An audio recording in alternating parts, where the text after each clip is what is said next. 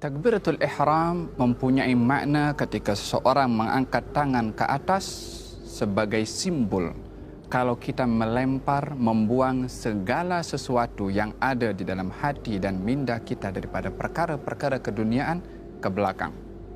Sementara kita menghadap kepada Allah Subhanahu wa taala, kita angkat tangan simbol membuang segala sesuatu selain fokus kita kepada Allah dibuang ke belakang dengan mengucapkan takbiratul ihram. Cara mengangkat tangan saya sudah jelaskan dan posisi tangan ketika berada di atas. Yang pertama, telapak tangan dalam keadaan terbuka menghadap kepada Al-Qiblah. Apa yang kita tahu daripada sunnah takbiratul ihram dilakukan adalah terbuka, menghadap kepada Al-Qiblah, sejajar dengan cuping telinga, dalam berada di atas bahu, dan sebut bersamaan dengan memanjangkan sebutan takbir Allahu Akbar. Allahu Akbar atau Allahu Akbar. Yang kedua. Yang ketiga bermula daripada atas. Allahu Akbar. Terdapat beberapa riwayat yang diriwayatkan oleh Imam Abu Dawud tentang kaifiyah salat meletakkan tangan itu. Satu riwayat mengatakan adalah di atas pusar, di bawah dada. Riwayat yang lain mengatakan di bawah pusar. Posisi tangan adalah seperti mana saya jelaskan dan berada di antara pusar di bawah dada ataupun di bawah pusar. Dalam riwayat yang lain dikatakan juga adalah tepat kepada dada dan dilekatkan ke dalam dada. Tapi yang menjadi pegangan dalam mazhab Imam Syafi'i adalah antara di atas pusar dan juga di bawah dada, atau dalam mazhab Imam Maliki adalah di bawah pusar, atau mazhab Imam Abu Hanifah. Apa yang patut kita gunakan mata ini? Tengok kepada apa? Tengok kepada hadapan, tengok kepada bawah, ataupun tengok kepada apa? Kalau kita salat di Kaabah, di Masjidil Haram, maka kalau kita nampak kepada Al-Kaabah, mata kita melihat kepada Al-Kaabah dengan penuh mentakzimkan kepada Al-Kaabah. Tetapi bila mana salat di tempat yang kita tidak nampak kepada Al-Kaabah, maka kita melihat kepada maudhi' as-sujud. Tempat kita sujud itulah mata melihat ke tempat sujud. Posisi tangan ketika ruku' adalah tepat di atas lutut dan jari-jari lurus ke bawah. Kalau diangkat dia menghadap kepada Al-Qiblah. Ini baru posisi telapak tangan ketika ar-ruku'. Yang kedua adalah posisi badan kita ketika ruku' dengan leher kita adalah sejajar. yakni kalau kita berada dalam keadaan ruku' adalah berada dalam keadaan kalau diletakkan sesuatu di atas belakang kita, maka tidak akan jatuh sesuatu itu karena badan kita adalah datar dan rata. Yakni seperti ini. Posisi kaki ketika berdiri itu, baik dalam keadaan berdiri ataupun ruku', tidaklah terlalu lebar, tidaklah rapat seperti ini. Adalah merupakan perkara yang di luar sunnah kalau seseorang salat kakinya rapat seperti ini. Tidak pun juga terlalu terbuka. Hendaklah dia sederhana, yang agaknya kalau diukur dengan satu jengkal itu adalah sudah mencukupi seperti ini. Bangkit daripada ar-ruku' dengan sebutan Sami Allahu liman hamidah, bersamaan juga sebutan Sami Allahu liman hamidah bersama dengan gerakan dan tangan sampai kepada atas Sami Allahu liman hamidah. Tangan disunahkan turun ke bawah. Posisi sujud seseorang bila mana sujud adalah jari-jari atau batin daripada jari-jari itu adalah menghadap kepada al-qiblah. yakni karena kaki bukan berdiri seperti ini sahaja, tetapi ditekan sehingga jari-jari kaki itu menghadap kepada al-qiblah. Bila mana mampu keseluruhan jari-jari sampai kepada jari kelingking adalah afdal. Tapi kalau tidak, walaupun sudah satu jari itu sudah memadai untuk mendapatkan sahnya as-sujud bila mana batin daripada jari-jari kaki ini adalah menyentuh kepada tanah. Yang tidak diperbolehkan adalah bila mana posisi kaki seperti ini. Yang menyentuh kepada tanah itu adalah kuku atau zahir daripada jari-jari. Tidak, tapi butunul asabi', batin atau bagian belakang daripada jari-jari kaki. Walaupun hanya sekedar ibu jari sudah memadai, tetapi afdalnya adalah seluruh jari-jari kaki itu adalah ditekan ke bawah sehingga seluruh jari-jari ini menghadap kepada al-qiblah, kanan dan juga kiri, lutut dan juga tangan. Posisi tangan bila mana sujud adalah berada di tanah menghadap kepada al-qiblah, sejajar dengan jatuhnya atau sejajar dengan bahu kita. yakni seperti ini dan juga seperti ini. Posisi tangan menghadap kepada al-qiblah. Kalau ada sesuatu yang jatuh daripada bahu kita, akan jatuh kepada tangan kita. Yakni bukan tangan itu melirik ke kanan ataupun berhadapan seperti ini. Tidak, tetapi menghadap kepada al-qiblah.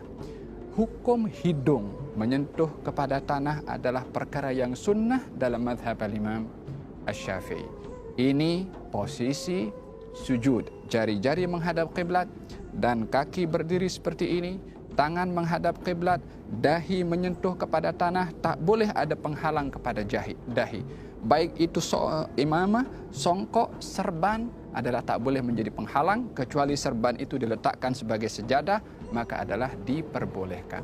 Dalam sujud tidak boleh sujud di atas sesuatu yang terangkat bersama dengan tubuh badan kita. Posisi yang berikutnya adalah duduk di antara dua sujud ataupun duduk tahiyat awal ataupun duduk tahiyat akhir. Duduk di dalam salat ada dua jenis duduk. Yang pertama adalah jalsatul iftirash, yakni posisi seperti ini. Yakni bahagian belakang kita duduk di atas telapak kaki bahagian kiri. Sementara kaki kanan dan jari-jarinya tetap menghadap kepada al-qiblah seperti ini. Duduk seperti ini disunnahkan pada tahiyat awal, pada duduk di antara dua sujud dan juga duduk istirahat. Dalam 3 kaifiyah atau setiap duduk yang tidak ada salam setelahnya, maka disunnahkan duduk iftirash seperti ini. Apakah iftirash? Duduk di atas telapak kaki kiri sementara kaki kanan berdiri tegak. Adapun duduk yang kedua namanya duduk tawarruk, iaitu duduk pada saat seseorang setelah duduk itu akan salam. Maka posisinya berbeza. Kaki kiri masuk ke dalam. Dan kita duduk terus menyentuh kepada tanah, sementara posisi kaki kanan adalah tetap seperti ini, jari-jari menghadap kepada al-qiblah. Tidak seperti ini, ataupun tidak pun seperti ini. Duduk seperti ini juga tidak termasuk daripada yang disunnahkan di dalam as-salah, yang kalau seseorang duduk seperti ini, bukanlah dikatakan salatnya itu terbatal, akan tetapi tidak melakukan sunnah di dalam as-salah. Dalam tahiyat akhir adalah duduk dalam keadaan jari kaki kanan menghadap qiblah, kaki kiri masuk dalam, dan juga bahagian belakang ini duduk menyentuh kepada tanah. Posisi tangan ketika berada dalam keadaan at-tahiyyat adalah baik tahiyat awal ataupun tahiyat akhir, jari-jari kiri berada pada bahagian lutut paha kiri dan jari-jari kanan berada dalam keadaan digenggamkan seperti ini, kecuali 2 jari, jari telunjuk dan juga jari atau ibu jari. Jari telunjuk dan juga ibu jari. Cara yang digalakkan atau disunnahkan dalam mazhab al-Imam Syafi'i adalah bila mana seseorang itu ingin mengangkat ataupun at-tahiyat, katalah tahiyat awal atau tahiyat akhir, posisi telapak tangan kiri berada tepat pada lutut, telapak tangan tepat juga berada pada lutut, 3 jari daripada tangan kanan digenggamkan, kecuali ibu jari dan juga jari telunjuk yang berada dalam posisi seperti ini. At-tahiyyatul mubarakatus salawatut tayyibatu lillah. Assalamu alayka ayyuhan nabiy wa rahmatullahi wa barakatuh. Assalamu alayna wa ala ibadillahis salihin. Ashhadu an la ilaha illallah. Bila mana sebut illallah, barulah tangan atau jari-jari telunjuk ini diangkat dan jari atau ibu jari berada di dalam dua keadaan. Boleh seperti ini, yakni menyentuh kepada jari telunjuk di bawah, ataupun boleh seperti ini, yakni menyentuh kepada jari yang tengah. Posisi ibu jari boleh menyentuh jari tengah, atau posisi ibu jari boleh menyentuh kepada jari telunjuk. Ini posisi kepada ibu jari. Adapun jari telunjuk berada dalam keadaan diangkat, tidak terlalu diangkat seperti begini, ataupun tidak lurus tetapi menunduk ke bawah sedikit.